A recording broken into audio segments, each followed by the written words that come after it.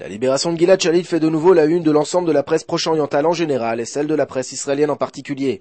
Le jeune caporal franco-israélien âgé de 18 ans a été enlevé le 25 juin dernier non loin du village frontalier de Kerem Shalom, en territoire israélien, dans le cadre d'une véritable attaque militaire dans laquelle 2 de ses camarades ont perdu la vie.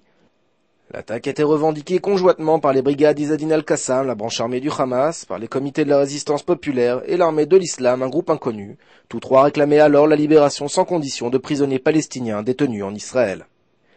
Depuis le 25 juin 2006, c'est un véritable ballet diplomatique qui s'est joué autour de la libération de Shalit, ballet aux opus trop nombreux avec leur lot d'espoir et de désillusions.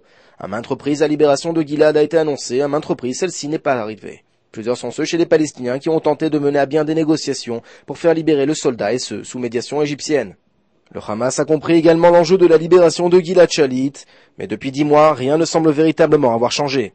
Dimanche, Israël a annoncé de manière assez surprenante la libération de l'un des chefs de la branche armée du Hamas, le Cheikh Harouri. Puis c'est au tour de Mahmoud Abbas de promettre la libération prochaine, dans les 2 semaines pour être exact, du caporal Shalit. Coïncidence ou non, il semblerait qu'Israéliens et Palestiniens aient parfaitement saisi l'importance de voir libérer au plus vite Gilad. Libération sans laquelle le processus de paix israélo-palestinien ne se limiterait qu'à des rencontres sans le moindre intérêt géopolitique. Noam Shalit, le père de Gilad, joint par la rédaction d'InfoLive TV, n'a pu trouver les mots pour évoquer ce nouvel opus dans la tragédie qu'il vit. Il n'a tenu qu'à préciser qu'il gardait l'espoir de revoir à la maison son fils Gilad, sain et sauf, et au plus vite.